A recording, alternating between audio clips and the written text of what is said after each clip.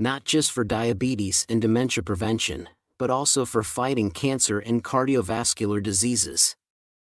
Plus, the stimulating effect of caffeine adds vitality and energy to our daily life. The delightful and rich aroma of coffee boosts dopamine production, enhancing mood and even helping with depression. But did you know? Even coffee, as beneficial as it is, can be harmful when paired with certain foods. So, let's dive into the 3 worst food pairings with coffee for cancer and dementia prevention, and the 3 best pairings that can help extend our lives healthily. First off, the worst choice to pair with your coffee is, surprisingly, sweet coffee drinks like vanilla lattes.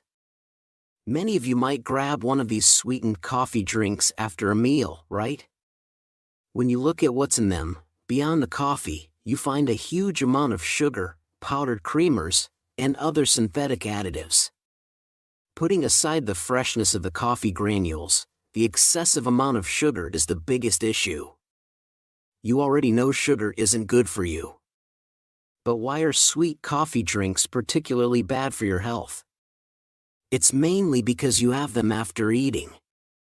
Imagine this: you've already had your fill of carbs and sugar from your meal, raising your blood sugar, and then you top it off with a sugar-packed coffee drink. Exactly, it spikes your insulin resistance, and leaves extra sugar floating in your bloodstream. This leftover blood sugar acts as glycotoxins, causing inflammation in your vessels, which can lead to cancer. If it goes to the liver, it causes fatty liver disease. If it reaches the brain, it can shrink the hippocampus, responsible for memory, reducing brain size and leading to dementia. Moreover, increasing insulin resistance is a direct path to diabetes, obesity, high blood pressure, and other metabolic syndromes. And there's more. The creamy powder that adds a rich flavor is another big issue, because its fat content easily turns into visceral fat in your body, making sweet coffee drinks after meals a terrible habit for your waistline and cholesterol levels. So, what kind of coffee should you drink? The answer is filtered or brewed, Americano and espresso, made from freshly roasted beans without any added sugar. By choosing this kind of coffee, you avoid the sugar and calories that are the downsides of sweet coffee drinks. Keeping only the benefits of coffee, drinking 2-3 cups of good coffee a day, is really good for your health. And for those who sometimes add syrup to their coffee, remember that liquid fructose or corn syrup, often called syrup, is even worse for your health than sugar, so you should definitely avoid it. So, what should you add to your coffee, or eat with it? There's a miraculous way to maximize the benefits of coffee and drink it like a tonic, and it involves one of the top 3 spices in the world, the cinnamon. In fact, in Mexico, adding a cinnamon stick to coffee is a traditional health and longevity secret known as café de olla. Did you know coffee is excellent for heart health? Recent studies presented at the European Society of Cardiology have shown that 3 cups of coffee a day can significantly reduce the risk of stroke and cardiovascular diseases by up to 60%. And why is that? You might wonder. It's because coffee is rich in antioxidants called polyphenols. Astonishingly, the amount of polyphenols in coffee is 3 times that of green tea, and 9 times that of black tea. These components not only strengthen the blood vessels and cleanse the blood, but also reduce inflammation levels within the vessels. Now, here's the kick. Cinnamon is also packed with these miraculous antioxidants, polyphenols. When combined, coffee and cinnamon create an incredible synergy. Interestingly, the polyphenols in cinnamon help expand the blood vessels and nourish the joints. With the colder weather, causing many to experience numbness and swelling in their hands and feet, combining coffee and cinnamon can aid in improving blood circulation. You can either stick a cinnamon stick in your coffee, or simply mix in about half a teaspoon of cinnamon powder for the perfect golden ratio. It's a great combination to try. So, the second worst match for coffee is actually medication. This includes not just supplements, but also any prescription drugs you might be taking. Are there any of you who think because coffee's caffeine speeds up metabolism, it might make your medicine work faster? Or do you take your post-meal supplements with coffee? Doing so not only renders the medicine ineffective, but can also cause serious health issues. Drinking coffee when you're tired can momentarily beat sleepiness and boost your focus, right? That's because the caffeine in coffee stimulates blood circulation, waking you up and giving you a burst of energy. While this is great on its own, it's very risky to mix this with medication. First off, supplements are full of good stuff like vitamins B, C, D, or minerals such as iron. But caffeine from coffee can block these beneficial ingredients from being absorbed in your stomach, making them useless. Moreover, mixing coffee with prescription drugs can lead to even bigger problems. Common medications like aspirin and stomach medicine when taken with coffee can increase stomach acid and cause severe irritation. This could lead to serious issues like stomach spasms, perforations, and ulcers.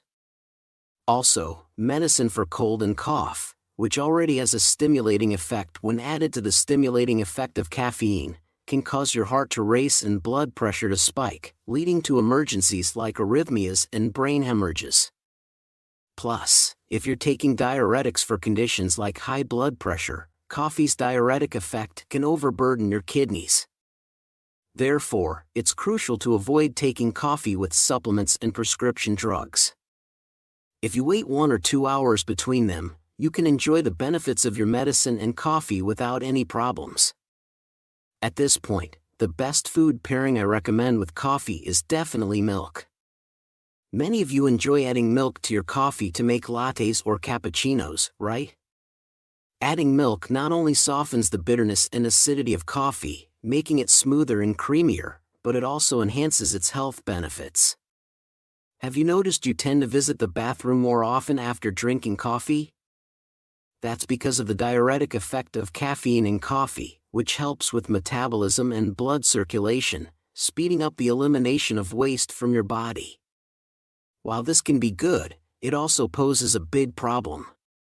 Caffeine can cause the calcium in your body to be expelled along with it. That's why coffee is sometimes called a calcium thief. Moreover, caffeine can even interfere with the absorption of calcium in the body. So, how can we counteract this downside?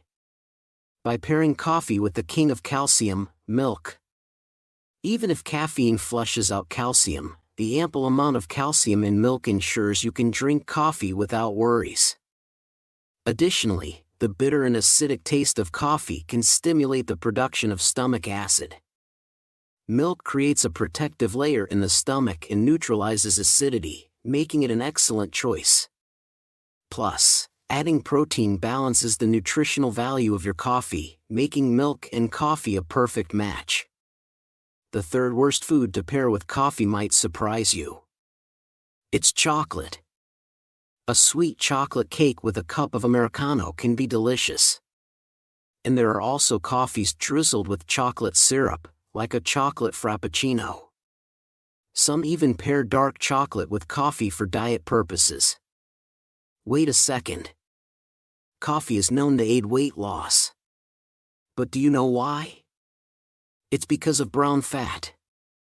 When we think of fat, we often think of the bad kind that makes you gain weight, like visceral fat, which stores leftover nutrients as white fat in your body.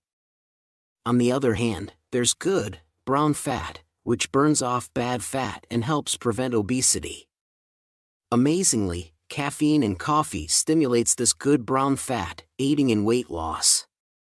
Plus, caffeine boosts metabolism, speeding up fat burning. But here's the catch. While pairing dark chocolate with coffee might seem like a boost to diet effects, it can lead to serious problems. The reason is that both chocolate and coffee are full of caffeine. So, when you have coffee and chocolate together, you end up consuming too much caffeine. The American Heart Association warns that excessive caffeine intake can cause severe stimulation effects, increasing arrhythmias. So, from now on, it's better to enjoy chocolate and coffee separately. Then, what snacks might be good to pair with your coffee? The third and the last, best pairing I recommend with coffee is nuts. Did you know coffee is great for brain health and preventing dementia? It's true. The caffeine in 2-3 cups of coffee a day actually stops the formation of tau proteins, which can cause dementia. Plus, the antioxidants in coffee protect and even help regenerate brain nerve cells. This means coffee can boost cognitive abilities and memory, and it's really good at preventing dementia, Alzheimer's, and Parkinson's disease. It's true. And here's where it gets even better. When you pair nuts with your coffee, you create an amazing synergy. Did you know our brain uses up about 20% of our body's energy? That's why it's crucial to feed our brain with the right nutrients. Nuts like walnuts, almonds, and peanuts are not only full of various nutrients, but also in unsaturated fatty acids, which activate brain cells. This doesn't just boost your memory, it also clears fats stuck in your blood vessels, cleaning them out. So, better blood flow means more oxygen for your brain. Remember to grab a handful of nuts with your coffee next time. It adds a delicious nutty flavor and boosts your health too. So far, we've looked at the 3 worst and 3 best food pairings with coffee. Then, it's time to wrap it up. Instead of sugary mixed coffees, go for unbrewed or filtered good coffee, and sprinkle some cinnamon or nutmeg on it for a healthy twist. Also, don't take supplements or prescription drugs with your coffee, but have it with milk instead. Skip having coffee with chocolate, and pair it with nuts to boost your brain health. How does that sound? I hope by choosing the right companions for your coffee. Drop your experiences and thoughts in the comments below. It's always inspiring to see how we can all learn from each other's journeys towards better health. Take care of your health, and remember, every small change in your diet can lead to significant improvements in your life. You'll take good care of your health. Thank you so much for staying with me today. If you found this video helpful, please don't forget to subscribe and like. We can't wait to see you in the next video where we'll uncover more surprising health facts. And do share this with your dear family and friends. I'll always pray for your health and happiness. Thank you. Did you know that eating potatoes with this certain thing could lead to cancer and dementia?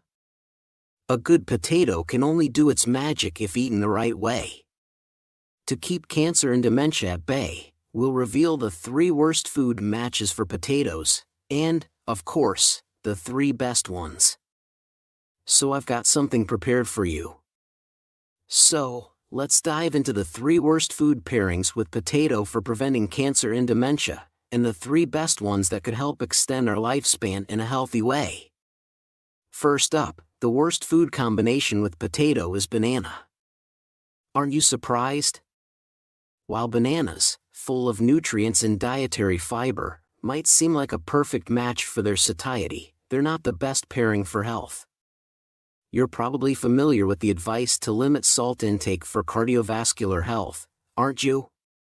That's because consuming too much sodium, the main component of salt, can raise blood pressure due to osmotic pressure principles. But, reducing sodium intake is only half the battle. It's also crucial to consume plenty of potassium, which helps expel the sodium you've already ingested from your body. Potatoes are packed with many excellent nutrients, especially potassium, which dilates blood vessels, facilitating the smooth elimination of waste and sodium. Surprisingly, potassium is also great for bone health, making it a best choice for preventing osteoporosis. The abundant potassium in potatoes is alkaline, neutralizing blood acidity and preventing calcium from leaching out of the bones. Moreover, it significantly aids in muscle contraction and relaxation, preventing sudden cramps in legs or calves. So, regularly consuming potatoes can benefit not just blood pressure and prevent arterial sclerosis and strokes, but also bone and muscle health. Here's the catch. Just like potatoes, bananas are also high in potassium. While potassium is beneficial, excessive intake can disrupt cellular water balance, causing muscles and nerves to relax excessively. This can lead to muscle weakness, paralysis, chronic numbness in hands and feet, and even severe conditions like cardiac arrhythmia and acute hypotension. Therefore, from now on, avoid eating potatoes and bananas together. Instead, consume them separately to fully benefit from each of their nutritional properties. Now, the best food pairing for potatoes I recommend is vinegar. Surprised to hear that vinegar goes well with potatoes? It might sound unusual, but let's dive into why this combination is a winner. Potatoes are often nicknamed the king of vitamin because they're loaded with vitamin C. A single potato contains more than a third of the recommended daily intake of vitamin C, which is 3 times the amount found in an apple. Vitamin C in potatoes is great for relieving stress and acts as an antioxidant, boosting our immunity. It strengthens collagen tissue, keeping the skin firm and even offering anti-aging benefits. But wait, you're probably aware that vitamin C is sensitive to heat and acidity. However, the vitamin C in potatoes is uniquely protected by the starch that encases it, making it less likely to be destroyed by heat. So, you can enjoy your potatoes cooked without worry. But here's the thing. Despite potatoes being rich in vitamin C, not all of it is absorbed by our body. It would be a shame if all those good vitamins just went to waste, isn't it? This is where vinegar comes into play. Vitamin C is absorbed much better in the intestines when the acidity is higher.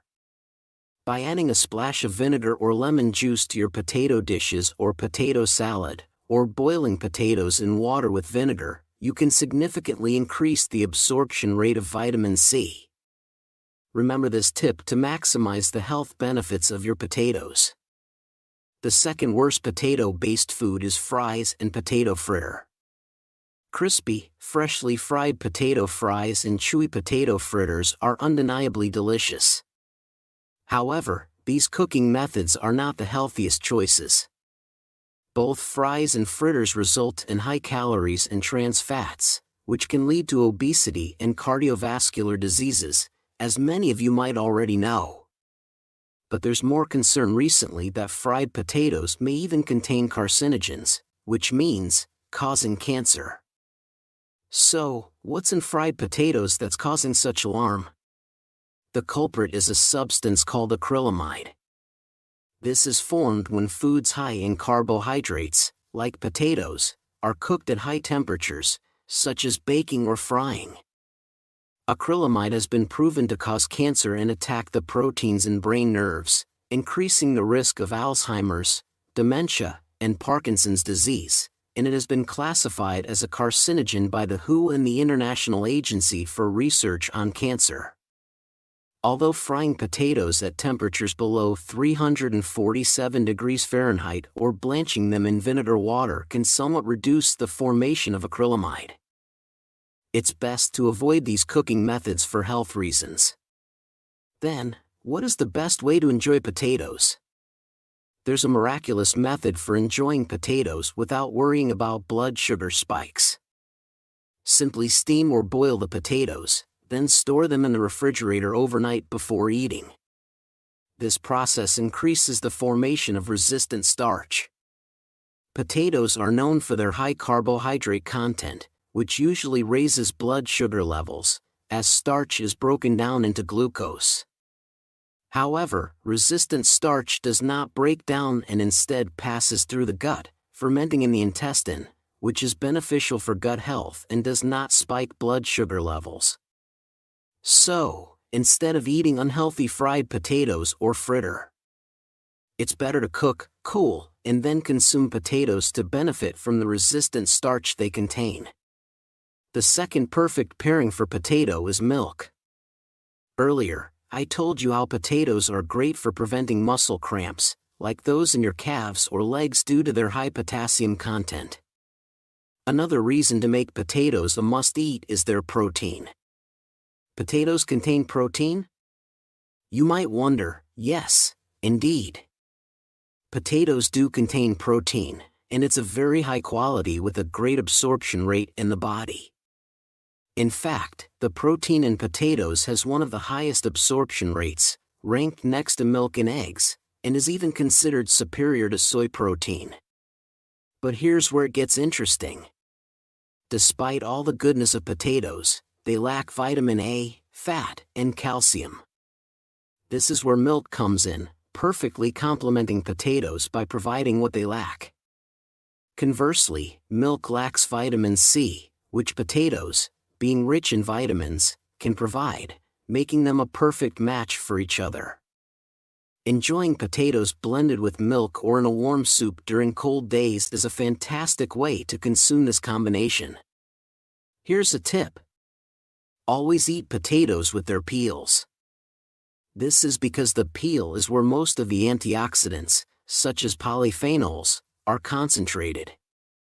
You can steam a large batch of potatoes, store them in the refrigerator overnight, and then blend them with their peel to make potato soup or potato milk.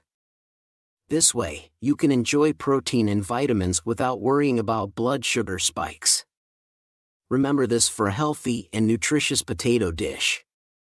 Lastly, the third worst type of potato is the sprouted green potato. You might be aware that the sprouts contain solanine, a toxin that makes them unsafe to eat.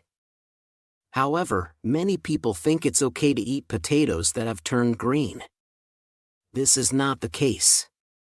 The green coloration in potatoes indicates an increase in solanine content, serving as a warning signal not to eat them.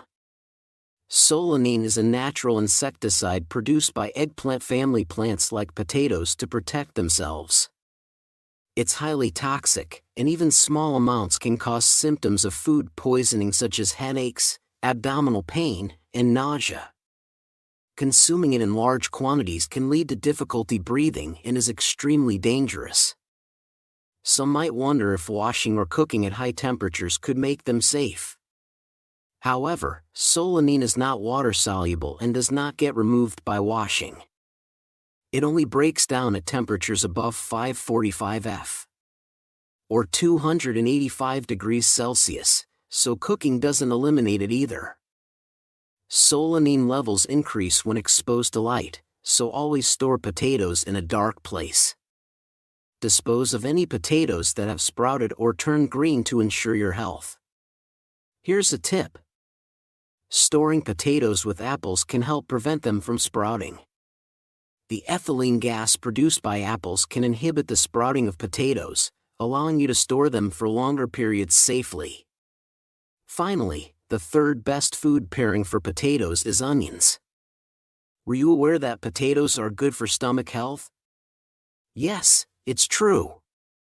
The reason lies in the anti-inflammatory actions of polyphenols and arginine found in potatoes. They protect the gastric mucosa, prevent cell degeneration, alleviate inflammation, and remove toxins. But that's not all. Potatoes are among the top alkaline-producing agricultural products, which is why they are often hailed as the ultimate future health food. Here's a quiz for you. Why are the alkaline foods considered good for health? It's because the acidification of our bodies can lead to various diseases. Especially, when our blood becomes acidic, it can cause inflammation and potentially lead to cancer. Therefore, consuming alkaline foods like potatoes is crucial for neutralizing our bodies and warding off diseases. Now, onion comes into play. Onion is well known for being an excellent alkaline food when paired with potatoes.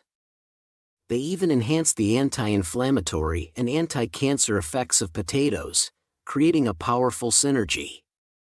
Known as the cleaners of the blood vessels, onions strengthen the walls of blood vessels and melt away inflammation, boosting the absorption rate of vitamins from potatoes. So, From now on, make sure to include onions in your potato dishes.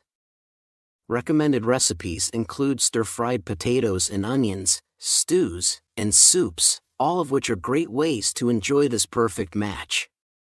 Let's summarize everything we've learned about the best and worst food combinations with potatoes. Firstly, avoid eating potassium-rich bananas with potatoes. Instead, pair potatoes with vinegar to enhance their health benefits. Next, steer clear of deep-fried or oil-laden cooking methods like fries or potato fryer. Steam or boil potatoes, and enjoying them with milk is a much healthier choice. Lastly, never consume sprouted or green potatoes due to their toxicity. Instead, combine potatoes with onions to maximize health synergy effects. How does that sound? By choosing the right food combinations with nutritious potatoes, you can safeguard your health. Thank you for staying with me through this discussion. If you found today's video helpful, don't forget to subscribe and hit the like button. Please share this valuable information with your beloved family and friends. I will always pray for your health and happiness. Thank you. Did you know eating tomato with certain foods can lead to cancer and dementia? Tomatoes, which are healthy, can be paired with foods that enhance or worsen their benefits. It's important to eat tomatoes the right way to get their health benefits. So today, we're going to find out 3 foods that are the worst to eat with tomatoes, and 3 that are the best, all to help prevent cancer and dementia. Today's star is the tomato, ranked among the top 10 superfoods by Time magazine, a true miracle food. Tomatoes are rich in nutrients like vitamin C, potassium, and dietary fiber. They're lycopene, an antioxidant. There's even a fun saying that goes, "When tomatoes ripen red, doctors turn pale," implying that eating tomatoes keeps you healthy enough to stay away from doctors. Did you know that even with health-boosting tomatoes, there are foods that can harm your health when eaten together? So, let's find out together. We'll look at the 3 worst foods to eat with tomatoes that could negatively impact, and the 3 best foods to pair with tomatoes. First off, the absolute worst combination with tomatoes is sugar. Are you surprised? On hot summer days, it's not uncommon to sprinkle a generous amount of sugar on tomatoes. Add some ice, and enjoy them sweetly, or even pickle them in sugar. But let me tell you, sugar and tomatoes are a terrible match. This is because sugar destroys the nutritional value of tomatoes. Even if you're eating them for health, sprinkling sugar on top negates all benefits. When we eat, the body uses vitamin B to break down sugar. So when you sprinkle sugar on tomatoes, it uses up the vitamin B in the tomatoes, reducing the amount that gets absorbed by our body. Moreover, the intake of sugar raises blood sugar levels, which is an even bigger problem. We all know sugar is bad for our health, right? Eat. Of course, having tomatoes sprinkled with a bit of sugar once in a while isn't a problem. However, our diet isn't about just one food item, it's about the bigger picture. The issue arises when we consume refined carbohydrates and sugar-raising meals regularly and then top it off with sugary foods for dessert. According to data analyzed by the FDA regarding our national sugar intake, we're already exceeding the recommended amounts in our regular meals. And the habit of having sweet desserts is causing our yearly sugar consumption to seriously spike. Frequently consuming foods loaded with sugar can actually shrink your brain, especially the hippocampus, which is the center of memory. Guess what happens when your brain shrinks? Since the hippocampus is crucially related to brain functions such as reasoning, planning, judgment, and memory, this definitely increases the risk of dementia. And beyond type 2 diabetes, it can even raise the risk of cancer. For the sake of your health, it's crucial to cut down on sugar intake starting today. So, how should we enjoy tomatoes?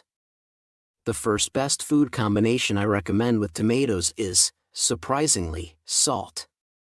Sounds a bit strange, doesn't it? You might be thinking, sugar and salt, both are bad for health and should be reduced. Of course, consuming them in large amounts is not really good, but pairing tomatoes with a little salt is beneficial, especially since tomatoes are very rich in vitamin C, which is essential for collagen production and fighting cancer. Not only does it protect your health, but it also keeps your skin healthy and youthful. However, the issue is that the vitamin C in tomatoes easily oxidizes when it comes into contact with oxygen in the air. Sprinkling salt on the cut surface of tomatoes creates a thin barrier that helps prevent the oxidation of vitamin C. Still worried about sodium and blood pressure? Tomatoes are very rich in potassium, which lowers blood pressure and reduces the risk of cardiovascular diseases. When you sprinkle salt on tomatoes, it balances out the potassium and sodium, leading to a positive effect on cell and energy metabolism. Furthermore, the salt sprinkled on tomatoes is expelled from the body through the diuretic action of potassium. Doesn't significantly increase blood pressure or cause other side effects. Feel free to enjoy it without worry. Secondly, the absolute no-go when it comes to pairing with tomatoes is spinach. You might think it's beneficial to eat foods rich in vitamin C, like tomatoes, with iron-rich spinach, especially if you have anemia or diabetes. And you're right. However, for those with weak kidneys, this combination is particularly harmful. The issue lies with oxalates. Tomatoes, which can accumulate calcium in the body, are rich in oxalates. And when it comes to oxalates, spinach is perhaps the most notorious source. Even if you're not familiar with the name, you probably know that spinach should always be blanched in boiling water before eating. When oxalates bind with calcium in the blood, they form small, sharp crystals that accumulate in the body and can lead to stones. This can cause muscle pain, reduced muscle strength, and even lead to kidney stones and cancer. Blanching or boiling can effectively remove oxalates. So those with weak kidneys should make sure to cook spinach and tomatoes this way. Pay attention here. There's an even bigger reason not to mix tomatoes and spinach.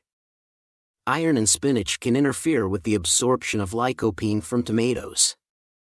The reason tomatoes are hailed as a superfood is precisely because of this lycopene content. Lycopene is a miraculous ingredient that acts as a powerful antioxidant, reducing oxidative stress and inflammation in the body and preventing cancer. Research has shown that lycopene has incredible effects in preventing various cancers, including lung, prostate, breast, and colon cancer. It's also great for vascular health, offering protection against arteriosclerosis and cardiovascular diseases. However, according to research from an American medical team, consuming tomatoes with spinach can cut the absorption rate of this miraculous ingredient, lycopene, by half. So, from now on, it's best to avoid eating tomatoes and spinach together. Instead of spinach, the second best food combination I recommend with tomatoes is the king of proteins, meat.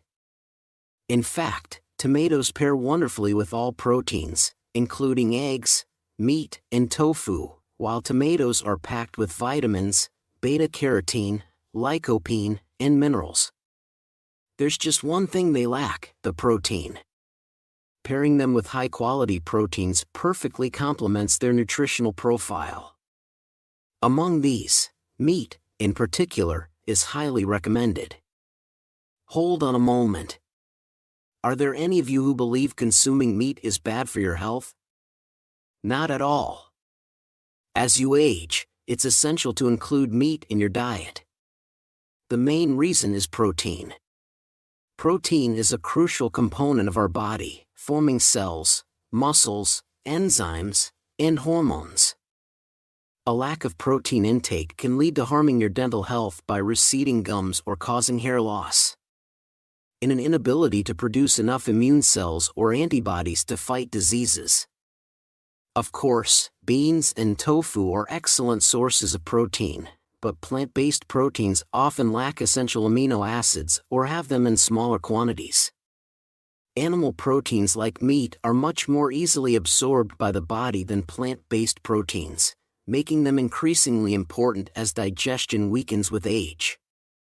Moreover, protein affects not just the muscles in our body but also the muscles in our mind. Tryptophan found in meat is a precursor to serotonin, known as the happiness hormone, making it excellent for depression and mental health. Especially, the vitamin B found in pork activates brain functions, preventing dementia. But pay attention here, there's one issue with consuming such beneficial meat. Our body's fluids are alkaline, while meat is acidic. This is where our star, the tomato, comes into play. Tomatoes, being a representative alkaline food, when eaten with acidic meat, greatly aid in protein digestion and reduce stomach stress, making them a perfect match. Plus, the rich fiber content in tomatoes helps maintain a regular digestive system and prevents constipation, ensuring gastrointestinal health. The third worst tomato-based food for your health is tomato ketchup. Ketchup is the most famous sauce, often paired with fries or processed foods. While these foods are problematic in themselves, ketchup adds to the issue. A single tablespoon of ketchup contains about 4 grams of sugar, which is more than what's found in many chocolate snacks. But that's not all. A closer look at the nutritional content of ketchup reveals it's full of high fructose corn syrup, salt, synthetic colorants, and spices, including numerous sweeteners and food additives. Some people believe that ketchup, containing tomatoes, is healthier compared to other sauces. However, the tomatoes in ketchup, due to processing in various additives, have already had their nutrients destroyed. So, the third and ultimate pairing I recommend with tomatoes is definitely olive oil. Here's an interesting tip. Tomatoes actually offer more health benefits when cooked rather than eaten raw. This is because heating tomatoes breaks down their cell walls, allowing the antioxidant lycopene to dissolve more easily. Now, here's the kicker. You can dramatically increase the absorption of lycopene by up to 9 times simply by cooking tomatoes in olive oil. Lycopene loves fat because it's fat-soluble, meaning it's absorbed much better with fats. And olive oil, rich in omega-3s, is the perfect companion. Olive oil's oleic acid is a good fat that helps lower bad LDL cholesterol and protect your heart. It also helps increase the good HDL cholesterol, keeping your heart and blood vessels healthy. Plus, the polyphenols in olive oil create a powerful synergy with tomatoes' lycopene, turning this combo into a top-notch cancer fighter. Tomatoes are special because the way you cook them changes their nutritional value. Eat tomatoes raw for vitamin C, or cook them to get even more lycopene benefits. So, whether you're adding fresh tomatoes to a salad with some olive oil or cooking them, always use olive oil to get the most benefits. So far, we've explored 3 foods that are the worst to pair with tomatoes, and 3 that are the best. Then it's time to summarize. Skip the sugar with tomatoes, and go for a sprinkle of salt instead. Instead of pairing them with oxalate-rich spinach, opt for protein-packed meats, and ditch the tomato ketchup in favor of cooking with olive oil. How does that sound? I hope by choosing the right companions for the nutritious tomato and preparing them well, you'll safeguard your health. Thank you so much for having fun with me. If you found today's guide helpful, don't forget to subscribe and hit the like button. And please, do share this video with your loved ones. I'll always be here praying for your health and happiness. Thank you. Did you know eating onions with certain foods can lead to cancer and dementia? Onions, which are healthy, can be paired with foods that enhance or worsen their benefits. It's important to eat onions the right way to get their health benefits.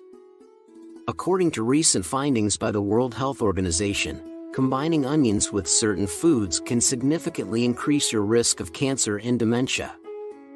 So today, we're going to find out 3 foods that are the worst to eat with onions, and 3 that are the best, all to help prevent cancer and dementia. Today's star is the onion, known as the elixir of the dining table. It's believed that the reason why Chinese people, who eat a lot of greasy food, have a lower incidence of heart disease is because of onions. Onions are really good for your body, especially in the weather like now, when our energy is low. You should reach for onions before any other tonic food.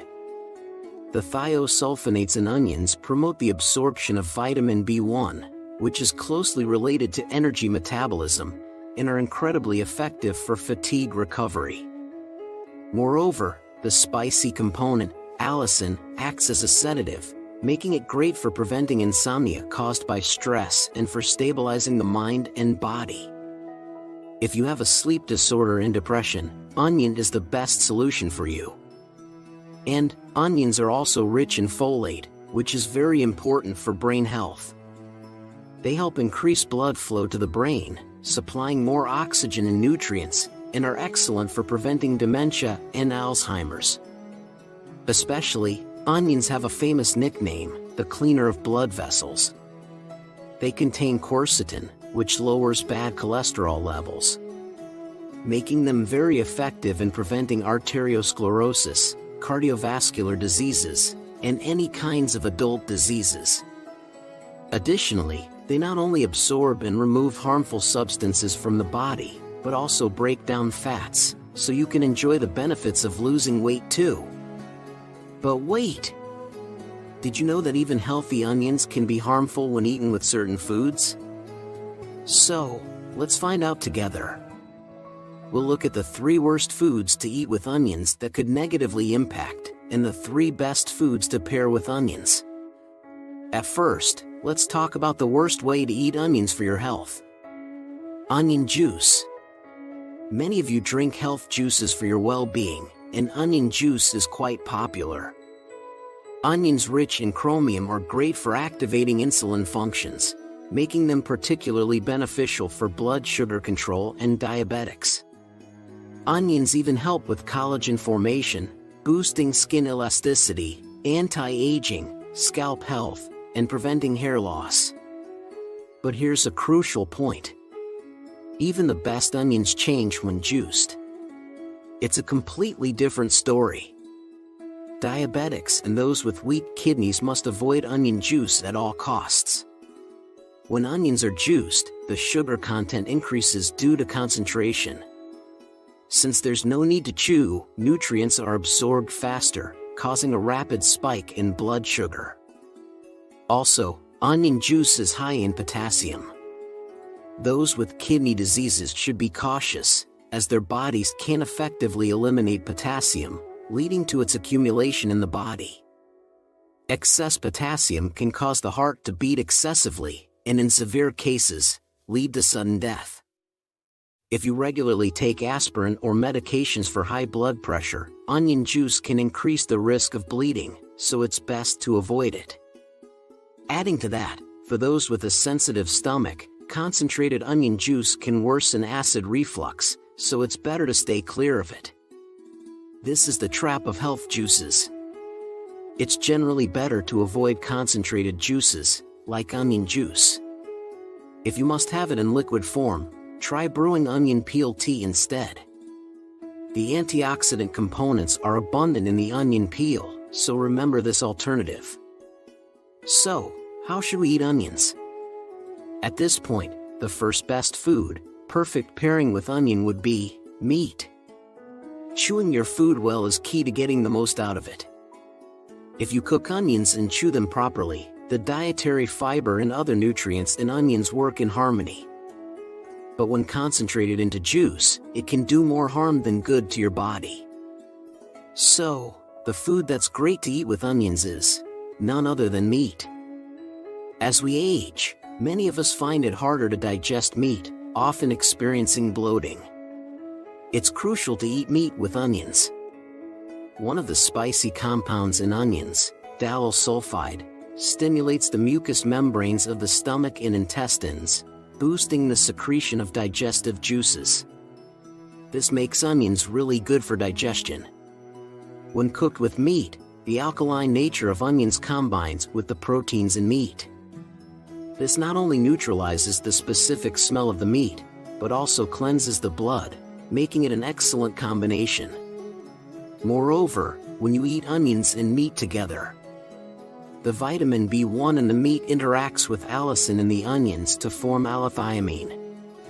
This boosts energy production and is really good for fatigue recovery.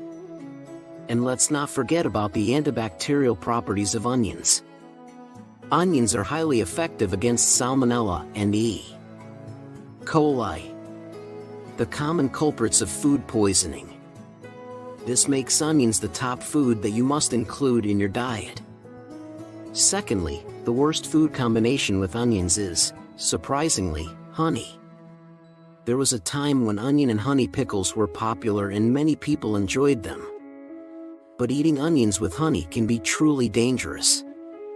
The volatile compound in onions, thiosulfonates, can cause gas formation when consumed. Eating them with honey can worsen your eyesight, and in severe cases, it could even lead to blindness. So, it's essential to avoid consuming them together. While it's not common to eat honey and onions together, sometimes honey is used instead of sugar in dressings for dishes that include onions. So, it's important to remember this and be cautious. Now, the second best food to pair with onions is vinegar. Onions strengthen blood vessel and improve circulation, making them extremely effective in preventing and treating high blood pressure, arteriosclerosis, and heart diseases. Not only that, they're also great for cancer prevention and stimulating insulin secretion, helping in diabetes prevention.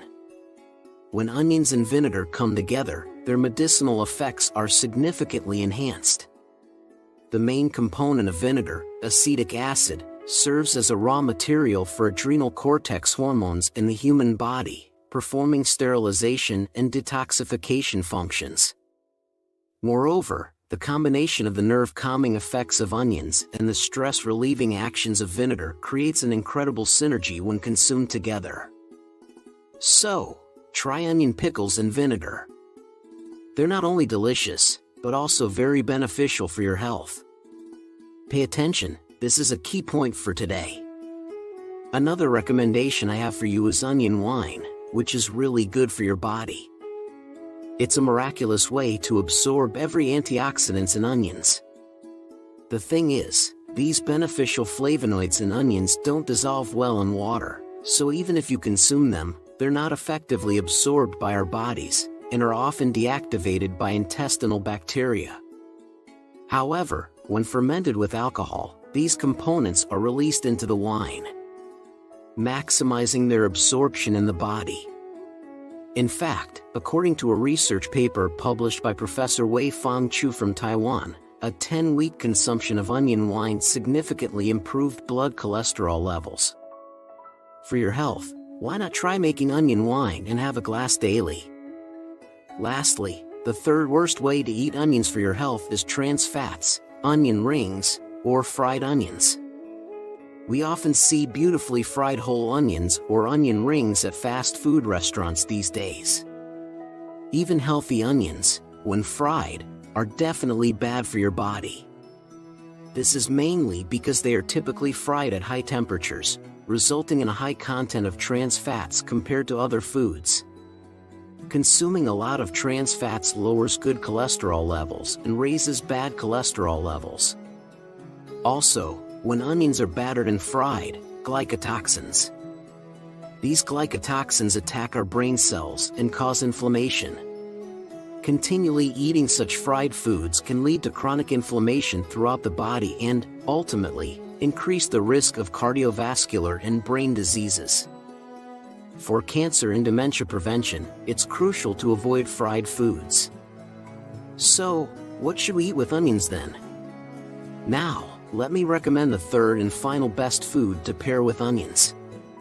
Whole grains and brown rice. Brown rice and whole grains are rich in iron and zinc, When zinc, abundantly found in whole grains, is combined with the sulfur compounds in onions, it greatly enhances immunity. If you've been suffering from frequent coughs and easily catching colds, it's important to include onions and whole grains in your diet. Try eating whole wheat bread with onion soup or have a side dish containing onions with a mixed grain rice. It's a really great combination. Lastly, let me share some top health tips for cooking onions. First, lightly frying onions in oil helps in better absorption of nutrients. For this, it's best to use oils that don't oxidize easily, like olive oil or canola oil. Also, rather than cooking onions immediately after cutting them, it's beneficial to let them sit at room temperature for about 15 to 30 minutes. This is because when onions are exposed to oxygen, their spicy sulfur compounds convert into enzymes that are beneficial for the body. These enzymes actively boost metabolism and are much better at preventing blood clots. So remember this tip. So far, we've explored 3 foods that are the worst to pair with onions, and 3 that are the best. Then it's time to summarize. Instead of honey, onions should be eaten with vinegar and wine. And rather than consuming concentrated onion juice, it's much better to cook onions with meat and chew them well. Also, avoid eating onions as fried food. Stir-frying them lightly with whole grains is a much healthier choice. What do you think? I hope you enjoy onions in the healthiest combinations and protect your well-being. Thanks for sticking with us through this eye-opening exploration of onions and their health impacts. Now, we'd love to hear from you. What are some habits you think might be affecting your brain health? Drop your experiences and thoughts in the comments below. It's always inspiring to see how we can all learn from each other's journeys towards better health. Take care of your health, and remember, every small change in your diet can lead to significant improvements in your life. We can't wait to see you in the next video where we'll uncover more surprising health facts. If you found this video helpful, please don't forget to subscribe and like. I'll always pray for your health and happiness. Did you know that eating this together with chili peppers can actually harm your health? Chili peppers, known as a treasure trove of vitamins and a miraculous food for boosting health, have both perfect and poor food combinations. Even such a beneficial food like chili peppers needs to be eaten properly to be good for your body. If you eat it with foods that are bad for your health, it can actually compromise your well-being. That's why I've prepared this for you. To help prevent immune and brain health issues, I will tell you about the 3 worst and the 3 best food combinations with chili peppers. Hello everyone. This is your Dr. John. Are there any of you who haven't subscribed yet? Please subscribe and hit the like button right now. Share this video with your loved ones. And please introduce Dr. John to many others. I will continue to deliver the best health information for you. Today's star on our table, which can never be missed, includes green peppers, chipotle, jalapeno, habanero, as well as extremely spicy Carolina Reaper. So today's star is chili peppers. When there is a big temperature difference and the weather changes rapidly, it's easy to catch a cold due to lowered immunity. Have you heard that you should eat chili peppers when you catch a cold? It's true. Surprisingly, chili peppers are packed with 18 times more vitamin C than apples. And they are also full of beta-carotene, which is excellent for antioxidants. This is why chili peppers are called the treasure trove of vitamins. Moreover, the spicy capsaicin in chili peppers generates heat in your body and boosts metabolism, making it something you must consume right now. But focus here. Did you know that even such healthy chili peppers can be harmful when eaten with certain foods? So, from now on, let's find out the 3 worst food combinations with chili peppers that are bad for immune and brain health, and the 3 best food combinations. The first food that is the worst combination with chili peppers is none other than soybean paste and soy sauce. Were you surprised? Dipping crunchy chili peppers in soybean paste or soy sauce is tasty and refreshing. Some even marinate chili peppers in them. While soybean paste is a very healthy fermented food, it is not good to eat chili peppers this way. The reason is the high sodium content in soybean paste and soy sauce. As mentioned earlier, chili peppers are a treasure trove of vitamins. Packed with immense amounts of vitamins C, B, and A. Especially, 100 grams of green chili peppers contains almost 50 milligrams of vitamin C, making it comparable to many fruits in terms of high content. Therefore, chili peppers are great for anti-aging, fatigue recovery, and improving vision. Moreover, chili peppers are a perfect food with balanced nutrition, including protein, lipids, dietary fiber, calcium, phosphorus, iron, and potassium. On the other hand, soybean paste and soy sauce are well known for their excellent health-boosting properties. In fact, one of the top 10 rules for preventing health issues includes eating soybean paste and soy sauce made from fermented soybeans. When soybeans are fermented into soybean paste and soy sauce, they inhibit the growth of harmful cells in the body, remove cholesterol from the blood, and make blood vessels elastic and strong.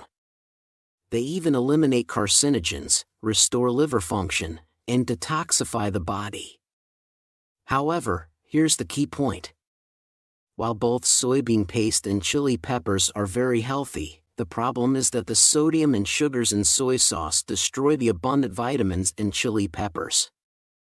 If you eat chili peppers to boost your health, dipping them in soybean paste or marinating them in soy sauce as pickles is useless.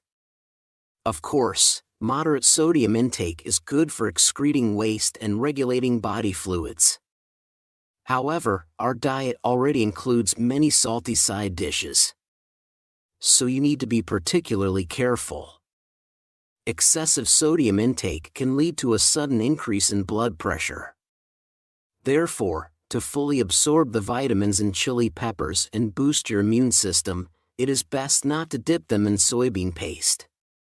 Instead, enjoy the spicy flavor of raw chili peppers. The first food I recommend as the best combination with chili peppers is anchovies. Stir-fried anchovies almost always include chili peppers. The spicy flavor of chili peppers enhances the umami taste of anchovies. However, the combination of anchovies and chili peppers is not only great for taste, but also for nutrition. Anchovies, known as the king of calcium, are rich in calcium as well as a mineral called phosphorus. This phosphorus helps remove waste from our bodies and activates vitamins and enzymes, giving us vibrant energy. But here's the problem. Phosphorus can inhibit calcium absorption. So, if you only eat anchovies, although you consume a lot of calcium, phosphorus takes it away, and the actual calcium absorption in your body is low. That's where chili peppers come in. The iron in chili peppers boosts the calcium absorption rate from anchovies to the maximum. The abundant nutrients in chili peppers perfectly complement the vitamins and nutrients that anchovies lack. And that's not all. Anchovies contain fats, and these fats help your body absorb all the beta-carotene, the miraculous antioxidant found in chili peppers. Wait a minute. Here's a tip for our precious subscribers. Beta-carotene in chili peppers is a fat-soluble component. So if you stir-fry chili peppers and anchovies lightly in oil, you can maximize the nutritional benefits. The second worst way to eat chili peppers is pickle. Pickling chili peppers in sweet soy sauce or making them into pickles makes them taste tangy and salty. But here's the problem. These pickled chili peppers are loaded with sodium, salt, sugar, and soy sauce. If you look at the recipes, they often call for equal parts sugar and soy sauce. You already know that excessive sugar intake is not good for your health. But why is it particularly bad when combined with chili peppers? It's because excessive sugar cancels out the anti-inflammatory benefits of chili peppers. Chili peppers contain the spicy compound capsaicin, which inhibits the growth of harmful cells in the body and eliminates chronic inflammation throughout the body. This is why chili peppers are considered top-notch health-boosting food. However, if you pickle chili peppers with a lot of sugar, this anti-inflammatory effect is significantly reduced. Chili peppers are especially effective in alleviating arthritis. But eating them as sugary pickles or preserved in soy sauce negates these benefits. So, from now on, don't eat good chili peppers as sweet and salty pickles. Instead, enjoy them with foods that complement their nutritional benefits. The second food I recommend is the best combination with chili peppers as sweet potatoes. When eaten together, sweet potatoes and spicy chili peppers not only taste great, but also complement each other nutritionally. This combination is excellent for digestion and, more importantly, it is a powerful remedy for reducing inflammation in the body. The secret lies in the seeds of chili peppers. When making chili powder, dried chili peppers are ground together with the seeds. These chili seeds capsaicin but also over 25% unsaturated fatty acids. Unlike unhealthy saturated fats, the healthy unsaturated fats in chili seeds reduce bodily damage and filter out waste, purifying the blood. Moreover, capsaicin in chili peppers aids the growth of lactic acid bacteria, making them a perfect for health. While spicy dishes are beneficial due to the chili powder, it is often served with other spices, so resulting in extremely high sodium content. Sweet potatoes are rich in potassium, which helps excrete sodium from the body. When you eat sweet potatoes with spicy chili pepper dishes, the balance of sodium and potassium is just right, reducing the risk of high blood pressure and arteriosclerosis. Additionally, the capsaicin in chili peppers aids in the digestion of sweet potatoes, which can be dry and excessively fibrous, helping the body absorb the good nutrients more effectively. This makes sweet potatoes and chili peppers a perfect match. The third worst food combination with chili peppers is lemon or vinegar. Were you surprised? Recently, a losing weight trend involving water mixed with lemon juice or vinegar in chili powder has gained popularity as the name of detox juice. While capsaicin in chili powder is praised for its weight loss benefits, this combination is particularly harmful to those with weak stomachs. You might be wondering why. It's well known that chili peppers aid digestion and protect the stomach. This is true. Chili peppers are excellent for digestion, to the extent that they are used as an ingredient in digestive aids.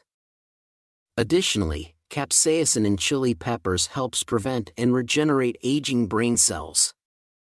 One cause of cognitive decline is the oxidation and aging of brain cell membranes. Consuming chili peppers helps prevent this aging and maintains cognitive functions, ensuring the brain and nerve system work properly. Therefore, it's true that you should include chili peppers in your diet for weight loss and cognitive health. However, focus here, consuming too much capsaicin can damage the stomach lining and cause stomach cramps. When you combine it with highly acidic lemon or vinegar, the risk increases significantly. Moreover, drinking lemon or vinegar water with chili powder, especially on an empty stomach for weight loss, is extremely dangerous and should never be done. The third and final best food combination with chili peppers is soybeans and tofu. Here comes the most important key point of today's video. The combination of beans, tofu, and chili peppers is a miraculous method not only for preventing health issues but also for improving hair growth. When you eat chili peppers with certain foods, they activate a hormone called IGF-1, which stimulates the hair follicle cells, promoting hair growth. That special food is soybean and tofu. The isoflavones in soybean combined with the capsaicin in chili peppers create a miraculous synergy, preventing hair loss and combating aging. Moreover, the spicy capsaicin in chili peppers is so effective that it's almost considered an anti-aging agent. It selectively targets and inhibits the growth of unwanted cells while leaving healthy cells untouched. It even induces self-destruction in these cells, providing significant health benefits. When combined with beans or tofu, this effect is maximized, making it essential to include both in your diet. Here's a quick note. While chili peppers are excellent, if you are on cholesterol medication, you need to be careful. Cholesterol and blood pressure medications often contain statins, which inhibit cholesterol synthesis. Statins can conflict with the beta-carotene in chili peppers, reducing the effectiveness of the medication. Therefore, if you are taking cholesterol medication, wait about 2 hours before consuming chili peppers. We've now learned about the 3 worst and the 3 best food combinations with chili peppers. Let's summarize together. To get the most health benefits from chili peppers, avoid dipping them in sodium-rich sauces like soybean paste or soy sauce. Instead, eat them raw. Remember, chili peppers and anchovies are a perfect match, so be sure to enjoy them together. Instead of eating pickled chili peppers, pair them with sweet potatoes for a healthy combination. Lastly, avoid eating spicy chili peppers with lemon or vinegar. Instead, combine them with beans or tofu to maximize their miraculous health benefits. How does that sound? By preparing chili peppers with the right food combinations, you can protect and improve your health. Thank you so much for spending time with me. If you found today's video helpful, please subscribe and hit the like button. And don't forget to share it with your precious family and friends. I always pray for your health and happiness. This has been your Dr. John. Thank you. Avoid these 18 worst daily habits that can destroy your kidneys fast. Are you unknowingly destroying your kidneys with your daily routines and habits? Some seemingly harmless activities, through daily repetition, can silently kill your kidneys, putting your life at risk. So don't go about your day without learning what those bad habits are. The fact is, 90% of Americans don't notice kidney problems until they become serious. Our bodies often mask early kidney disease, with severe damage occurring before symptoms surface. So, when the symptoms do appear, for example, you may feel swelling, brain fog, fatigue, weakness, muscle twitches and cramps, back pain, etc. It can be too late already, as kidney disease in its later stage is tougher and expensive to treat. It's crucial to note that most cases of kidney damage cannot be repaired, especially chronic ones. If kidneys struggle, toxins will build up inside your body, leading to multiple types of health problems and terrible, terrible pain. The worst scenario is kidney failure, where you would need dialysis or a kidney transplant to stay alive. Now, here is a simple game changer. Your lifestyle. Good daily habits can safeguard your kidneys while others silently harm them. It's your choice. Risk kidney damage with harmful habits or make informed decisions to protect your kidney health. But before making any changes, understanding is essential, and we are here to reveal the 18 worst daily habits that can destroy your kidney fast. In the next few minutes, we'll not only point out these harmful habits, but also give you practical tips and solutions to keep your kidneys healthy. Brace yourselves for some shocking revelations. Before we dive in, kindly note that all information you'll find in this video is fact-checked, unbiased, and reviewed by qualified professionals. All right. It's time to swing back to the worst daily habits that can destroy your kidneys fast. 18. Excessive salt intake. Imagine a quiet threat hidden in your everyday meals, one so common that it's often overlooked: too much salt. salt or sodium chloride is essential for many bodily functions. However, high salt intake poses a daunting challenge for the kidneys, which filter waste from your blood. The issue begins with hyperfiltration, where the kidneys work overtime to remove excess salt. Simply put, salt molecules are heavy for passage through the kidney nephrons, causing higher glomerular pressure. This extra workload doesn't just tire out the kidneys, it can lead to kidney damage and disease.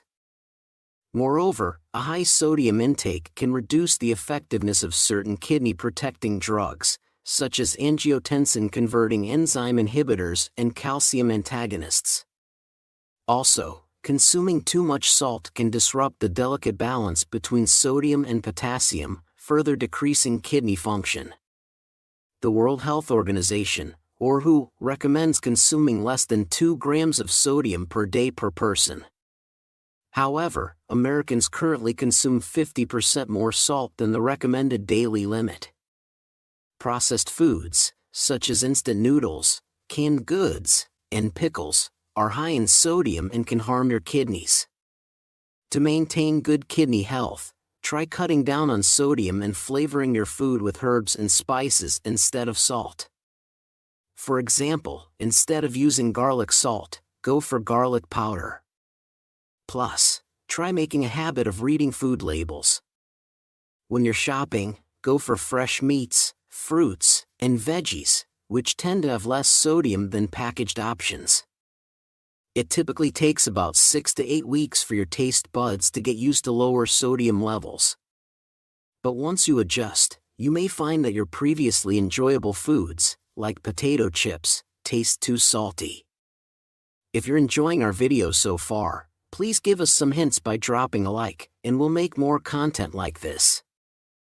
17. Excessive sugar intake. The transition from a sweet treat to a bitter kidney outcome begins when blood sugar levels rise above 180 milligrams per deciliter. At this critical threshold, your kidneys, to manage the overload, start secreting sugar into your urine. This might sound like a safety valve, but it's actually the starting point of potential kidney damage. The high sugar content in your bloodstream can harm the tiny blood vessels in your kidneys, impairing their filtration ability. This damage can manifest as proteinuria, where your body loses valuable proteins in urine. Over time, proteinuria can advance to chronic kidney disease, and if not managed well, it could even progress to end-stage renal failure. Therefore, moderation and appropriate exercise routines are critical for individuals with kidney concerns. Studies have long shown that not being active enough can lead to decreased strength and exercise capacity, which is commonly seen in patients with CKD. A review from Cochrane in 2011 explored the benefits of exercise training for adults with CKD. The review, which included 45 studies with 1,863 participants, found that regular exercise makes you fitter, increases aerobic capacity, and increases the amount of oxygen your body can use by about 56%. Additionally, exercise reduces blood pressure and heart rate while enhancing health-related quality of life. These data show how important it is to make lasting changes in your life to be more active and improve kidney health. To overcome the habit of skipping regular exercise and support your kidney health each week, try to do at least 30 minutes of moderate activity like running, cycling, walking, or dancing. If you're new to exercise or have kidney issues, start with small, gentle movements and gradually increase intensity to avoid injury. Consistent, short sessions often work better than infrequent, long ones. Here's a handy tip to keep you motivated and on track. Use a journal or online app to track your progress and set fitness goals. Then, celebrate your achievements with rewards that aren't food to keep yourself excited. Plus, choose enjoyable activities like gardening, raking leaves, or seasonal fruit picking. Exercise with friends, family, or colleagues for extra motivation and support. You could even kickstart a walking club at work or schedule regular walks with a friend to make fitness a fun and social habit.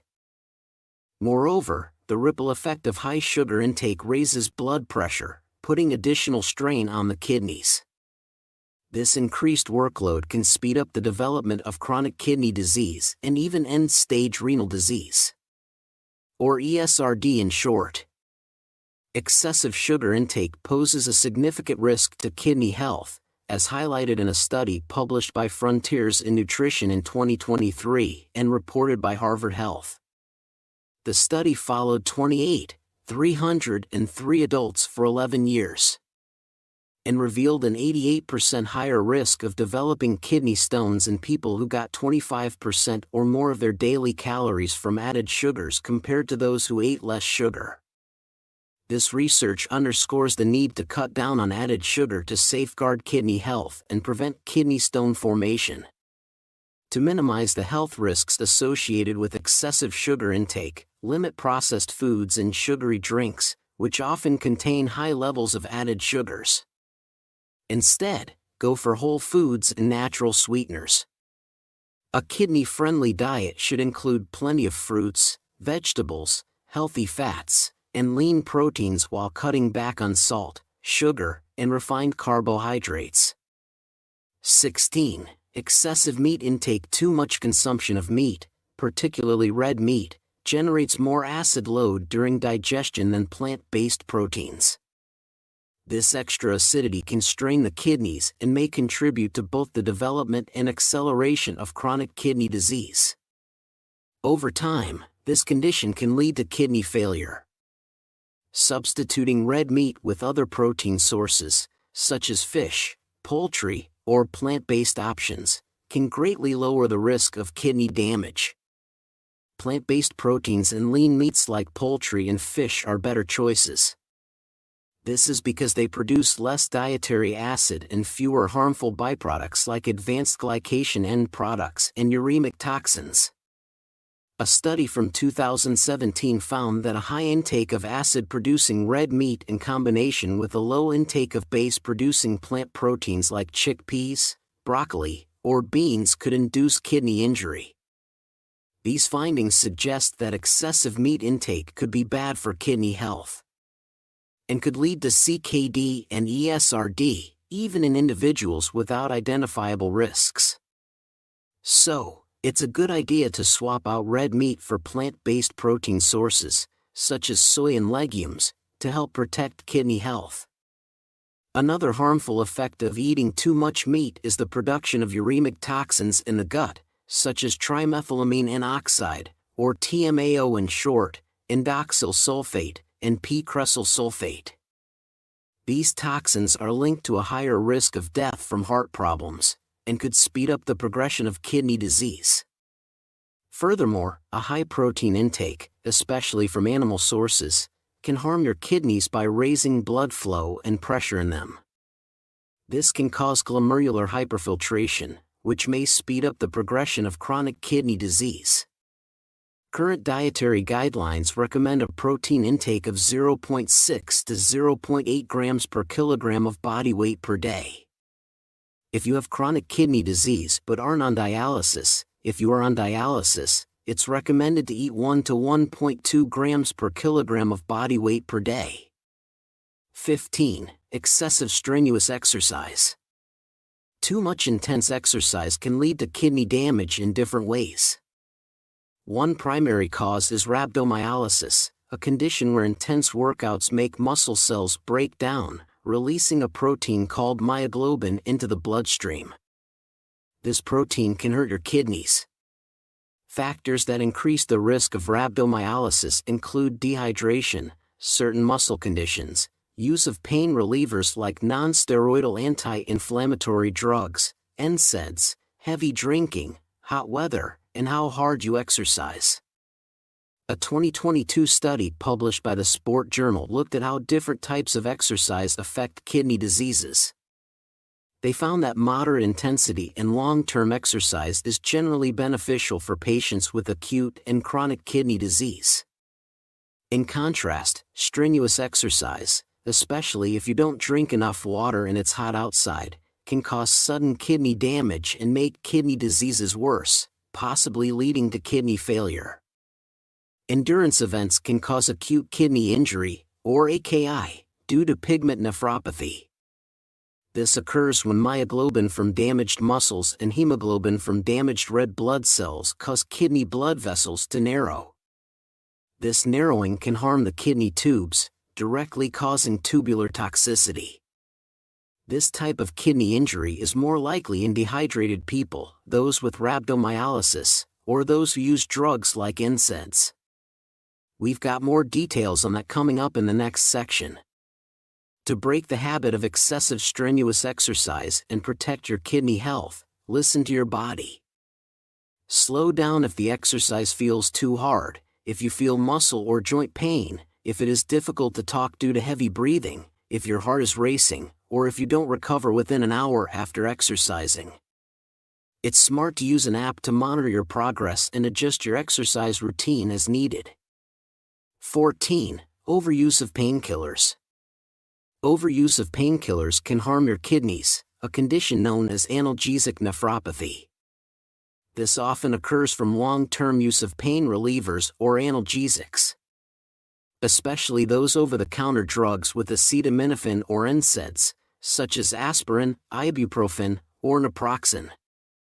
People who self-treat with over-the-counter painkillers for chronic issues such as headaches or arthritis should be cautious. Even though these medicines are easy to get, they shouldn't be taken daily or regularly without consulting your healthcare provider first. Thousands of Americans have damaged their kidneys by using these medicines regularly for too long. For people with chronic kidney disease or end-stage renal disease, ESRD in short, NSAIDs pose a big threat because they can decrease blood flow to the kidneys, impair kidney function, and potentially lead to kidney failure. Moreover, NSAIDs may elevate blood pressure, exacerbating kidney damage in these patients. Symptoms of kidney damage from painkillers include feeling tired, needing to pee more often, seeing blood in the urine, having back pain, making less urine, feeling less awake, like feeling sleepy, confused, or tired, having less feeling or numbness, especially in the legs. Feeling nauseous, vomiting, bleeding, and swelling all over the body. 13. Ignoring the urge to urinate.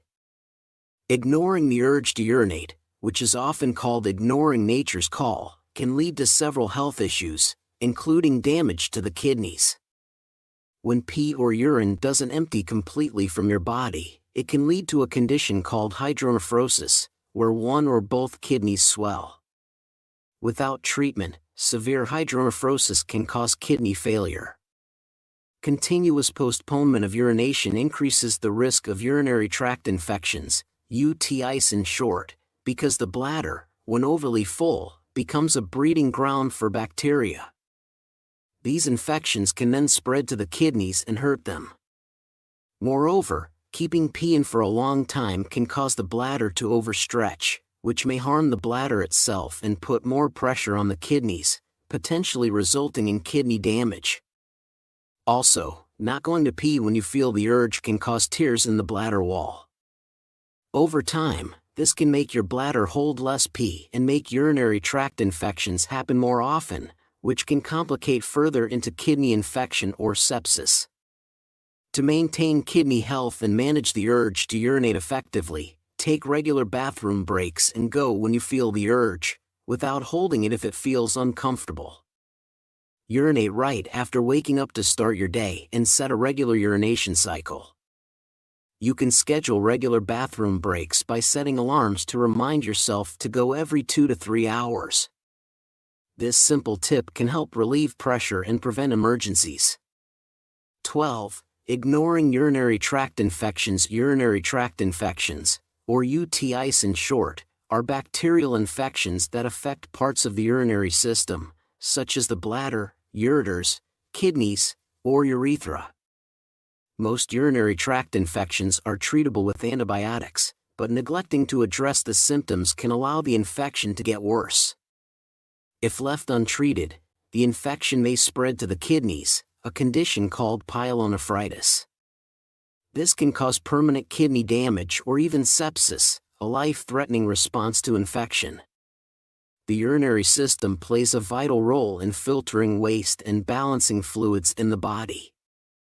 However, in urinary tract infections, when bacteria build up in the urinary tract, they can cause infections. These infections lead to symptoms like pain, frequent urination, a burning sensation, cloudy or bloody urine, and a persistent urge to urinate.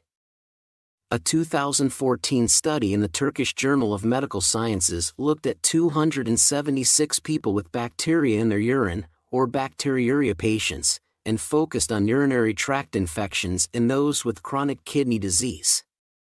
The research highlighted that elderly chronic kidney disease patients, especially women with kidney stones, were more susceptible to upper urinary tract infections.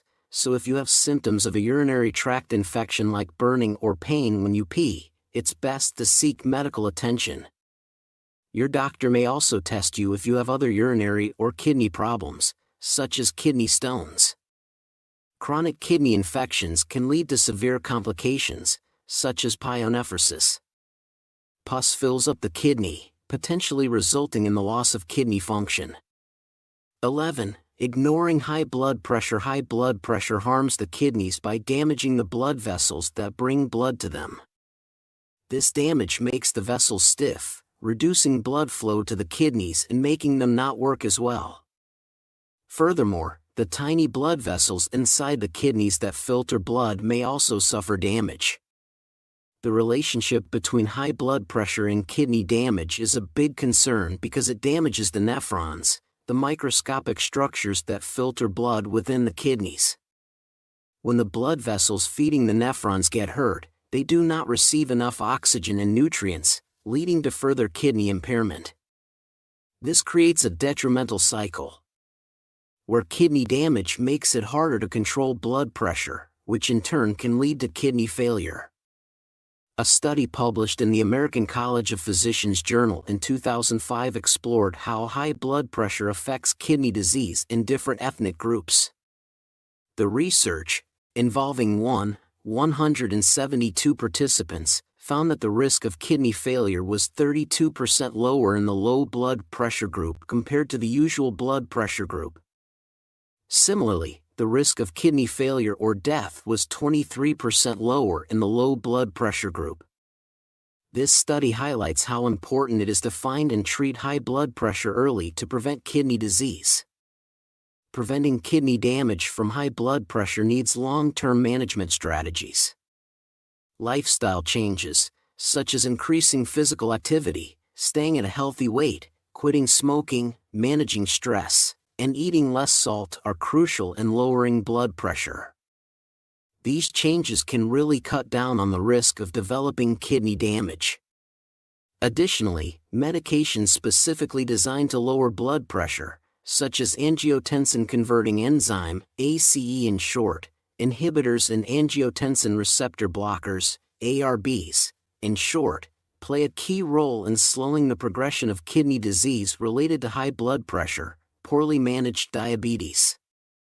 High blood sugar levels linked with diabetes can cause damage to the blood vessels and nephrons within the kidneys, the tiny structures that filter blood. This harm can impair kidney function, leading to chronic kidney disease. According to the National Institute of Diabetes and Digestive and Kidney Diseases, or NIDDK, diabetes is the leading cause of kidney disease. About 1 out of 3 adults with diabetes have kidney disease. The National Kidney Foundation, or NKF, also emphasizes that diabetes is a major risk factor for CKD. So, the longer someone lives with diabetes, the more likely they are to develop kidney disease. This connection highlights the importance of managing diabetes well to prevent diabetic kidney disease, or DKD, which can progress to end-stage renal disease, or ESRD, if not treated right.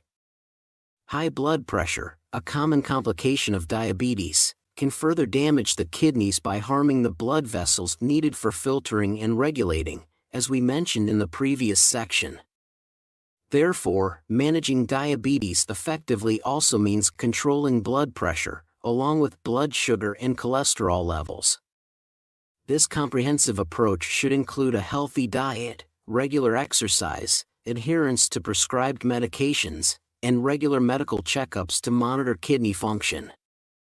9. Skipping regular exercise. Exercise offers numerous benefits for people with kidney disease, including improved blood pressure control, better sleep quality, enhanced physical strength, and reductions in anxiety and depression. Conversely, not exercising regularly can take away these benefits and may even worsen kidney function. But as we mentioned before, it is important to remember that while exercise is beneficial, intense physical activity, especially in hot weather, can lead to dehydration and exacerbate kidney issues. 8. Drinking sodas. You might be aware that sodas aren't great, but do you realize just how much they can harm your kidneys? Drinking sodas, particularly colas, can increase the risk of getting CKD due to their lots of sugar and phosphoric acid. The high sugar content in sodas can contribute to obesity, diabetes, and cardiovascular disease, all of which are risk factors for CKD. Also, the phosphoric acid in cola beverages can lead to urinary changes that increase the likelihood of forming kidney stones, another thing that makes CKD more likely. A 2014 study published in the journal Nephrology Dialysis Transplantation systematically reviewed 17 studies to examine the link between different types of soda and CKD. They found that regular consumption of sugar-sweetened soda was linked with a 58% increased risk of CKD. Even drinking artificially sweetened sodas regularly made the risk of CKD 33% higher compared to not drinking them. So, reducing soda intake may help stop CKD. Instead, choose healthier beverage options like water, unsweetened tea, or low-fat milk to reduce the risk of CKD. 7. Eating processed foods. Consuming processed foods, especially ultra-processed foods, or UPFs in short, can significantly impact kidney health. UPFs are industrial formulations that have lots of artificial additives, added sugars, refined carbohydrates, unhealthy trans fats, and too much salt. These ingredients make processed foods very tasty and hard to resist, possibly leading to overeating. Worse still, processed foods are typically low in beneficial nutrients, like fiber and micronutrients. These foods may even contain contaminants from packaging processes. Research highlights that eating a lot of UPFs can be really bad for your kidneys. A study in the American Journal of Kidney Diseases found that people with chronic kidney disease who eat more UPFs are more likely to have their kidney disease get worse and even die. This study underscores the importance of dietary choices in managing kidney health. To protect kidney health, it is advisable to reduce the intake of UPFs and focus on fresh, whole, and homemade foods. Another 24-year study tracked over 14,000 adults from the U.S. without CKD at the start. People who ate the most UPFs had a 24% higher risk of CKD compared to those who ate the least. Also, replacing just one serving of UPFs with minimally processed options notes lowered the risk of CKD by 6%. So, reducing the consumption of such processed foods can greatly help mitigate the risk of kidney-related issues. To improve kidney health and lessen the harm from processed foods, drink plenty of fluids to help your kidneys flush out sodium and toxins and prevent kidney stones. Eating a balanced diet rich in fruits, vegetables, lean proteins, and whole grains can also support healthy kidneys and lower your chances of related conditions like high blood pressure and diabetes. Writing down what you eat in a food journal can help you see your habits and make healthier choices. Plus, a renal dietitian can provide valuable guidance on making these dietary adjustments to support your kidney and overall well-being. 6. Sitting for too long. The relationship between sitting time and kidney disease persisted, even after accounting for other factors such as age, gender, smoking status, and levels of physical activity. Studies showed that people who sat the least had the lowest risk of developing CKD, no matter how much they usually exercise or how much they weigh. A study from 2022 in the Sports Medicine Journal analyzed data from 506 participants over 21 years. This research found that prolonged sitting at work was linked with a higher risk of kidney problems, including a 26% higher risk of chronic kidney disease, a 19% higher risk of needing dialysis, and a 43% higher risk of death from kidney issues. Even a little exercise, like just 15 minutes a day, helped reduce these risks. So, it is important to cut down on sitting around to maintain kidney function. Here's a smart tip. Even when you're sitting, you can sneak in some exercise. Try keeping a small bottle of water on your desk. Not only will it keep you hydrated, but when it's empty, it's a good reminder to get up and refill it, giving your body a break from sitting. It's like getting two benefits in one for your kidneys. 5. Not drinking enough water. Dehydration occurs when the body loses more water than it takes in, leading to an imbalance of vital electrolytes such as potassium, phosphate, and sodium. These electrolytes are essential for carrying electrical signals or messages between cells. So, if they're not balanced due to inadequate kidney function, it can cause severe health problems including seizures, involuntary muscle movements, and loss of consciousness. Severe dehydration can even make your kidneys fail, which is life-threatening and can lead to anemia, central nervous system damage, heart failure, and a weaker immune system. Additionally, dehydration can make kidney stones more likely, complicated UTIs, and increase the risk of CKD. So, it is crucial to maintain hydration by keeping your body water level stable, day to day, to avoid significant water deficits. Proper fluid intake isn't just about replacing what you lose. It also helps your kidneys get rid of waste, which is a big job they do. However, it's also risky to drink too much water, especially in individuals with kidney problems. When your kidneys do not function properly, waste builds up and excess fluids can dilute important electrolytes, leading to nausea, vomiting, headache, fatigue, confusion, low blood pressure, muscle weakness, muscle twitching or cramping, restlessness, irritability, seizures, and even coma. The kidneys are crucial for balancing the body's fluids and filter over 200 liters of fluid each day. Their ability to manage water in the body is largely influenced by hormones such as arginine vasopressin, or AVP in short, and parts of the renin-angiotensin system. When levels of AVP are high, the kidneys reabsorb more water, which can increase their workload. Drinking plenty of water can lower AVP levels, potentially easing the strain on your kidneys and helping to keep them working well. However, researchers are still figuring out whether increasing the amount of urine to protect the kidney's filtering capacity, especially in people with CKD, is a good idea. The results from studies have been mixed. To ensure you're drinking enough water and supporting your kidney health, keep an eye on the color of your urine. You want it to be a straw-colored or paler shade, as darker urine often indicates dehydration. Also, limit your intake of caffeinated, sweetened, and alcoholic beverages, as these require more water to process their toxins and chemicals. Instead, choose plain water to stay hydrated.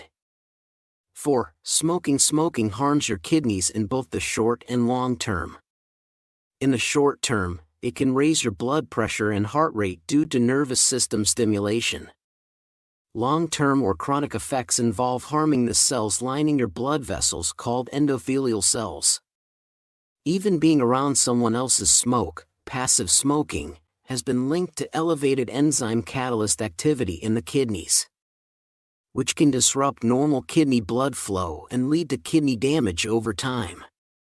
Smoking can also lead to less blood flow to the kidneys, causing conditions like peripheral arterial disease and arteriosclerosis, which also affects renal arteries. If you already have CKD, smoking heightens the risks of heart disease, high blood pressure, and diabetes, conditions that can accelerate CKD progression and potentially lead to kidney failure. In a study published in the American Journal of Nephrology in 2007, researchers found a connection between smoking and CKD progression in 11 out of the 12 articles selected, particularly noting that consuming more than 15 packs per year greatly increases CKD risk. Furthermore, smoking has been shown to affect renal functions even in healthy individuals. It is associated with an increased risk of developing proteinuria, which means there's too much protein in your urine, particularly in people with high blood pressure and high blood sugar levels. 3. Not getting enough sleep. Inadequate sleep has been linked with more rapid declines in kidney function and CKD. This occurs because sleep helps regulate kidney function and keeps the right balance of bodily fluids and electrolytes. Also, sleep affects the regulation of hormones, including those involved in kidney function, such as the renin-angiotensin-aldosterone system, or RAS in short.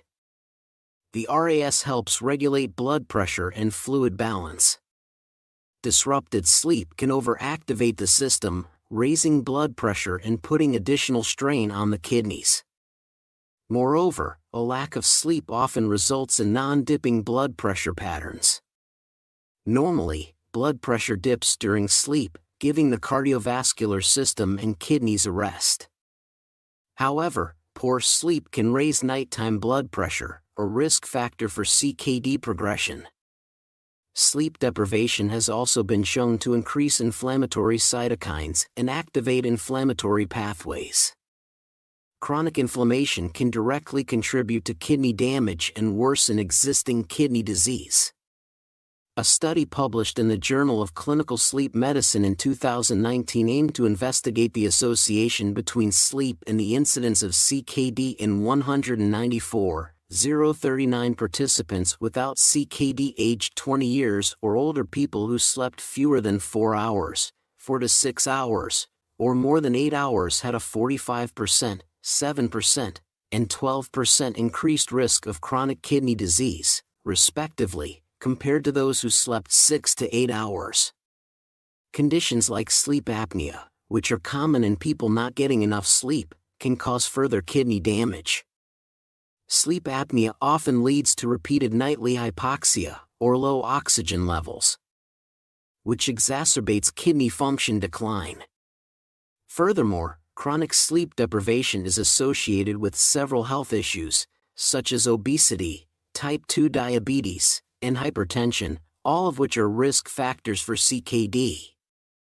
These conditions can initiate or worsen kidney damage over time. To combat the habit of not getting enough sleep and protect your kidney health, try these steps. Create a peaceful sleep environment by making sure your bedroom is cool, dark, and quiet. Establish a consistent sleep schedule by going to bed and waking up at the same time every day, even on weekends. Also, regular physical activity and exposure to fresh air can help you fall asleep more easily and enjoy better sleep quality. Excessive alcohol consumption. According to the National Kidney Foundation, excessive alcohol consumption doubles the risk of kidney disease. Alcohol can cause kidney damage because it cannot filter out all the toxins from alcohol fast enough, and it increases the likelihood of high blood pressure, a leading cause of kidney issues. Moreover, alcohol-induced dehydration disrupts kidney function and alters the body's water and mineral balance. Also, a liver disease resulting from alcohol abuse can further harm the kidneys by affecting blood flow to the kidneys and increasing their workload. Worse still, binge drinking can cause acute kidney injury due to sudden spikes in blood alcohol levels. A study published in 2019 in the journal Nutrients investigated the relationship between alcohol consumption and chronic kidney disease. In this study, scientists followed 200 adults over 5 years and found that heavy drinking increases the risk of CKD by 15%. It's crucial for individuals, especially those with medical conditions or on certain medications, to either avoid alcohol entirely or practice moderation, as excessive alcohol consumption can lead to increased blood pressure that is detrimental to kidney health. 1. Excessive caffeine consumption. Excessive caffeine intake, typically defined as above 400 mg per day, especially in individuals with specific genetic variants, like the reference SNP 762551 variant in the CYP1A2 gene, can lead to kidney dysfunction. Caffeine works as a diuretic at higher doses. However, at low to moderate doses, it may actually be kidney protective in healthy people. This happens because caffeine is similar in structure to adenosine, the hormone that affects blood flow in the kidneys. Caffeine is a natural diuretic, which means it stimulates urine production in the kidneys, expelling both water and electrolytes. A study published in the Journal of Renal Nutrients in 2007 found that high levels of daily caffeine consumption may increase the risk of acute kidney injury in thoracic cancer patients undergoing platinum salt chemotherapy who are already exposed to nephrotoxic compounds. Out of 108 patients undergoing chemotherapy, 34 developed AKI, and those patients consuming high levels of caffeine greater than or equal to 386 mg per day faced double the AKI risk compared to others. Drinking a moderate amount of caffeine is generally okay for your kidneys, but it's essential to be careful, especially if you drink a lot or have kidney issues. To reduce excessive caffeine intake and its impact on kidney health, switch to decaffeinated coffee or tea to enjoy their flavor and potential health benefits without caffeine. Use alternative sources of energy like water, fruits, and vegetables to stay hydrated and receive essential nutrients. Consider limiting or avoiding foods and drinks that naturally contain caffeine. For example, dark chocolate has a high caffeine concentration. Sodas like Coca-Cola and Mountain Dew also contain high levels of caffeine. Warning signs of kidney diseases. As people age, the risk of kidney and urinary tract diseases also increases. When your kidney disease becomes severe, you might notice some symptoms. 1. Swelling in hands and feet. Swelling happens because the kidneys struggle to balance fluids, causing retention that bloats the body's limbs. 2. Fatigue and weakness. Erythropoietin is a vital hormone for creating red blood cells and keeping you energized. When you have kidney disease, the production of erythropoietin drops. This decline can lead to anemia or lack of blood cells, making you feel constantly tired and drained of energy. 3. Muscle twitches and cramps. Kidney function issues can cause imbalances in electrolytes, directly resulting in muscle twitches and cramps. 4. Cognitive impairment. A foggy brain and trouble thinking clearly can arise from the buildup of toxins in the blood. Do you remember? Toxin buildup occurs because the kidneys aren't working as well. 5. Back pain. Back pain, despite often being dismissed, can be a telltale sign of kidney distress, whether from damage or developing kidney stones. 6. Increased urination. Your kidneys' attempt to expel waste more frequently is a sign of their distress, which shouldn't be ignored. Recognizing these signs isn't just about seeing a kidney problem, it's about acting early to stop it from getting worse. Early detection and management can greatly change the course of kidney disease. The National Institute of Diabetes and Digestive and Kidney Diseases, or NIDDK in short, underscores the importance of getting tested for kidney disease if you're battling diabetes, high blood pressure, heart disease, or have a family history of kidney failure. This is because finding kidney disease early can really slow down, or even stop its progression. By adopting a healthy diet, embracing physical activity, aiming for a healthy weight, and managing underlying health conditions, you're not just protecting your kidneys. You're taking a stand for a happier, healthier life. Keeping our kidneys healthy involves avoiding certain daily habits that can cause harm. These include excessive salt, sugar, meat, and caffeine intake, as well as overuse of painkillers, ignoring urinary urges and infections, sitting for too long, not getting enough sleep, and excessive alcohol and caffeine consumption. These habits tend to mess with more than just your kidneys, don't they? Any of them sound like something you do? Drop your thoughts in the comments, and let's swap ideas on how to break free from these bad habits. It might help someone else in our community. It's important to prioritize a healthy lifestyle, which includes a balanced diet low in processed foods, staying hydrated, and avoiding harmful substances like tobacco and excessive alcohol. Moreover, it's always helpful to embrace physical activity. Aim for a healthy weight, and manage underlying health conditions like diabetes and hypertension. Again, if you have any concerns about your kidney health or experiencing symptoms related to kidney issues, it's crucial to consult your doctor for proper evaluation and guidance. See you there. Stay informed. Stay healthy.